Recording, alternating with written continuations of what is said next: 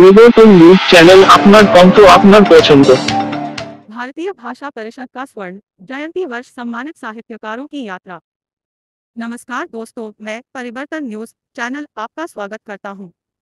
आज हम एक ऐसे महत्वपूर्ण विषय पर चर्चा करने जा रहे हैं जो भारतीय साहित्य की धरोहर और हमारे साहित्यकारों की मेहनत को सम्मानित करने से जुड़ा है।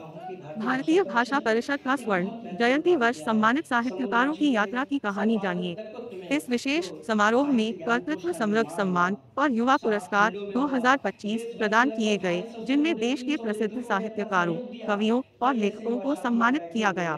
जानिए क्यों इन पुरस्कारों का महत्व है और कैसे ये साहित्यकार हमारी संस्कृति और भाषा को समृद्ध बनाने में मदद कर रहे हैं। मेरे साथ है भारतीय भाषा परिषद, जो इस वर्ष अपने स्वर्ण जयंती वर्ष का उत्सव मना रहा है। यह समारोह 1 मई को आयोजित किया गया। इसमें उन साहित्यकारों को सम्मानित किया जिन्होंने हमारी भाषा, संस्कृति और साहित्य को समृद्ध किया है। यह पुरस्कार समारोह विशेष है क्योंकि इसमें कर्तृत्व समृद्ध सम्मान और युवा पुरस्कार 2025 प्रदान से किया गया। आप सोच रहे होंगे ये पुरस्कार क्यों महत्वपूर्ण है। आइए मैं आपको इसके पीछे की रहस्य बताता हूँ। हमारे देश में साहित्य का एक समृद्ध इतिहास रहा है। हर भाषा ने अपनी अनूठी पहचान बनाई है और साहित्यकारों ने उन भाषाओं को जीवंत रखा है। कर्तृत्व समृद्ध सम्मान उन साहित्यकारों को दिया गया। वर्षा अडालजा कथाकार और नाटककार, नलिनी बेरा बंगला के प्रसिद्ध चर्चित कथाकार, एस रामाकृष्णन तमिल भाषा के चर्चित कथाकार, नाटककार, अनुवादक तथा समीक्षक, ज्ञान प्रकाश विवेक हिंदी के वरिष्ठ और चर्चित गजलकार, कथाकार और आलोचक। युवा पुरस्कार 2025 से पापरी बर्मन, लेखिका अस्मिया जी आदिनारायण तेलुगु युवा कवि और लेखक, मोइन रशीदी युवा कवि और आलोचक, विहाग वैभव हिंदी कवि को, जिन्होंने अपने कार्यों के माध्यम से समाज में बदलाव लाने का प्रयास किया है। 1 लाख की राशि दिया गया।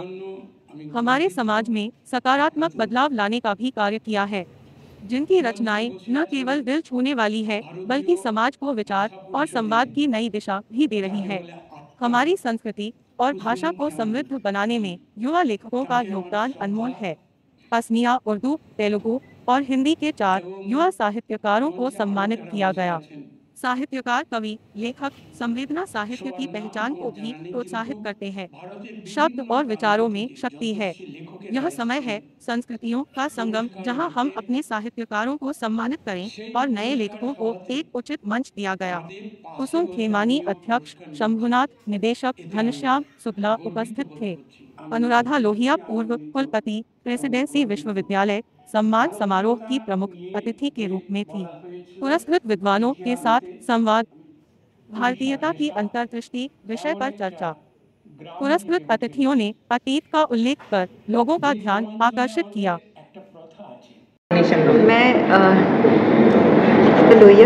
मैं अभी वर्तमान में चेयरपर्सन हूँ मनोविकास केंद्र।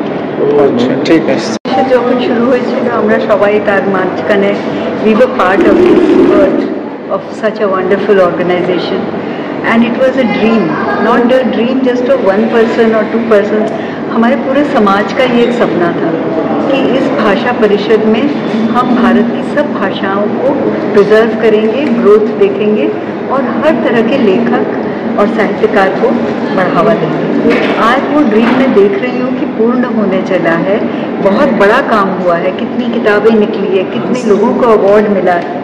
तो ये हम लोगों का सौभाग्य है कि हमारे पूर्वजों ने ऐसी एक कल्पना करी, और जो ये कल्पना करी उसमें ये जो परिषद बन गया, तो लोग भी जुटते गए जो काम करने वाले थे, जो कर्मयोगी थे, जैसे कि कुसुम खेमानी हैं, शंभुनाथ जी हैं और लोग हैं। ये हम लोगों का सौभाग्य है कि सब कोई कार्यरत, और आज जो मिला है वो पूरे भारत का एक संपत्ति है। ये जो हम लोगों को मिला है ये हमारे पूरे भारत के लिए एक देन है। ये पूरी हमारी संस्कृति को एक जगह पे इकट्ठा करके हर तरह की बात हमारे पास अच्छे से रखी हुई होना चाहिए। सीनियर्स को भी मिलना चाहिए और जूनियर्स को बढ़ावा देने के लिए ज़रूर मिलना चाहिए। उनको अगर हम सीनियर पद पे लाना चाहते हैं तो शुरू से हम उनको अगर नहीं देंगे अवार्ड्स, रिकग्निशन नहीं देंगे, तो वो कैसे इनकरेज होंगे। मेरी खुद की जर्नी शुरू से स्टार्ट होती है, तो उनको बहुत अभिज्ञता है कि किस तरह किस समय अवार्ड देना चाहिए। जरूर वो कुछ ऐसा नॉवल कुछ लिखा है, इतनी यूनिक बात कुछ कही है कि वो अवार्ड के लायक है। जूनियर हो या सीनियर, अवार्ड उस बात के ऊपर जाता है, जूनियर और सीनियरिटी पे नहीं जाता। आपको साहित्यकारों को कुछ बोलने की जरूरत नहीं है, वो अंदर से लिखते हैं। आपको कोई बढ़ावा उनको नहीं, अंदर से ये अवार्ड तो हमारी खुशकिस्मती है कि हम किसी को पहचान पा रहे हैं, किसी को पढ़ पा रहे हैं, किसी को अवार्ड दे पा रहे हैं। जो साहित्यकार है वो खुद के लिए लिखता है। ठीक। आप, मेरा नाम ज्ञान प्रकाश विवेक है। मैं बहादुरगढ़ हरियाणा में रहता हूँ और 30 साल तक मैं दिल्ली में जॉब करता रहा, डेली अप एंड डाउन करता रहा। और मैंने आने जाने पे मैंने उपन्यास लिखा, दिल्ली क्या नाम है, नई दिल्ली एक्सप्रेस बहादुरगढ़ से चलता था और नई दिल्ली, और सब बैठ जाते थे, इतनी भीड़ होती थी मैं खड़ा रहता था। और कई बार तो वहाँ पर पिता जो थे वो पाकिस्तान से आए थे, मेरे पिता जो थे वो उर्दू फारसी के विद्वान थे, वो घर में शेर सुनाते रहते, शायरी करते रहते। उनके जो दोस्त थे वो भी शायर थे, उस्ताद शायर थे। जब मैंने लिखना शुरू किया मुझे पता नहीं था गज़ल कैसे लिखी जाए, तो फिर उन्होंने बताया काफ़िया क्या होता है, रदीफ क्या होता है, बहरें क्या होती हैं। और उन्होंने कहा सिर्फ काफ़िया रदीफ बहर से गज़ल नहीं होती, गज़ल की आंतरिकता होती है, एक आंतरिकता लय होती है। गज़ल में तासीर पैदा की जाती है तभी गज़ल बनती है, तभी गज़ल का शेर बनता है। और गज़ल कोई मामूली बात नहीं, आप ज़िंदगी के आखिरी पड़ाव तक भी जब गज़ल लिखते हैं तब भी गज़ल सीख रहे होते हैं। गज़ल सिखाने वाला कोई और नहीं होता, गज़ल आप अपने आप से सीखते हैं। तो ये अनुभवों से, अनुभवों की जो रचनात्मकता है, व्यापकता है, आप समाज के अंदर कितना भीतर जाते हैं। और एक शब्द है नुकीली एकाग्रता। शेर कहते हुए जब तक आप नुकीली एकाग्रता, ध्यान यात्रा के साथ आप शेर नहीं कहेंगे तो आपके शेर अच्छे नहीं होंगे। तो एक निरंतरता मेरे जहन में ये बात रही। मुझे ये एक बात ये भी लगी, एक शब्द है जदीदियत। जदीदियत का मतलब है आधुनिकता, आधुनिकता हो बल्कि उत्तर आधुनिकता। तो शेर कहते हुए आप मेरी गज़लें पढ़ेंगे तो बिल्कुल ऐसा लगता है कि मैं समाज के साथ बातचीत कर रहा हूँ। रफ्तार की धरती में साइकिल चला रहा हूँ, तो ये है हुजूर खास को यारों चिढ़ाने आया हूँ, मैं उसके सामने साइकिल चलाने आया हूँ। इस तरह की बातें हैं। खड़ा रहा मैं जहन में खुमारियाँ लेकर कि बस चली गई सारी सवारियाँ लेकर। तो इस तरह की जो शायरी है ना हमारे समाज में, हमारी आपकी हमारी कई बार बस छूट भी गई होगी। तो ये सब मैंने लिखा। मेरे 4, 5, 6, 7 गज़ल संग्रह चुके हैं। गज़ल पर आलोचना की मेरी 5 किताबें हैं। उर्दू शायरी पर मेरा काम है, मैं उर्दू नहीं जानता, इसके बावजूद मैंने उर्दू पर बहुत बड़ा काम किया है। उर्दू नज़्म पर किसी ने कोई लेख नहीं लिखा, ना हिंदी वाले ना उर्दू वालों ने। मैंने 30 पेज का उर्दू नज़्म पर लेख लिखा है। तो ये एक बड़ी बात है। उर्दू नज़्म एक तरह से जाती हुई बता है, जैसे हिंदी कविता को लोग कम समझते हैं बल्कि उर्दू शायरी को ज़्यादा प्यार करते हैं, इसी तरह उर्दू नज़्म के बारे में बातचीत है। तो तरह से एक अच्छा सवाल है आपका। मुझे लिखते हुए 50 साल हो गए, मैं कभी भी किसी भी मुशायरे में नहीं गया। छोटी छोटी नशिस्तों में, नशिस्तन गोष्ठियों में मैं जाता रहा, अब भी जाता हूँ, जहाँ कोई पैसे वैसे का कोई सवाल नहीं होता, जहाँ अच्छी शायरी होती है और अच्छे शायर एक दूसरे को सुनते सुनाते हैं, वहाँ से हम अपने आप को बहुत ही एनरिच करते हैं।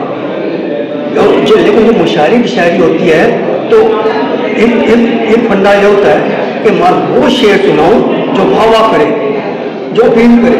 कोई बहुत, इससे क्या होता है कि मान लीजिए मैं यहाँ भी एक गज़ल सुना रहा हूँ, हज़ारों तालियां मिल गई, वहाँ भी कभी एक ही अच्छी शायरी का मूल्यांकन तालियों से नहीं होता, आलोचना से होता है। तो ये जो आप देखिए अब उर्दू में या हिंदी में जो कवि सम्मेलनी जो चीज़ें हैं वो बहुत सतही होती जा रही हैं। तो हिंदी कविता का भी मेयार क्यों है? क्योंकि वो मंची कविता नहीं बन पाई हिंदी कविता जो है। लेकिन गज़ल जो है, चाहे हिंदी के जो उर्दू की है, सबको यही जो कल का लिखने वाला है ना, वो गज़ल इसलिए लिख रहा है कि मुझे उसको मंच पर जाना है। तो ये जो प्रवृत्ति है ना, गज़ल की जो मंची प्रवृत्ति है, ये रचना को कमज़ोर करती है। पुरस्कार নিতে সেই পুরস্কার সভাতে তাদের পাশে বসে আমিও পুরস্কার নিচ্ছি, এতে আমি গর্বিত বোধ করছি। আমি সত্যি সত্যি আনন্দিত এবং গর্বিত। ভারতীয়তা নিয়ে যে বলা হয়েছিল লিখে আনতে, উড়িষ্যা ঢেঁসা এমন একটা গ্রাম থেকে উঠে এসেছি যে গ্রামাঞ্চল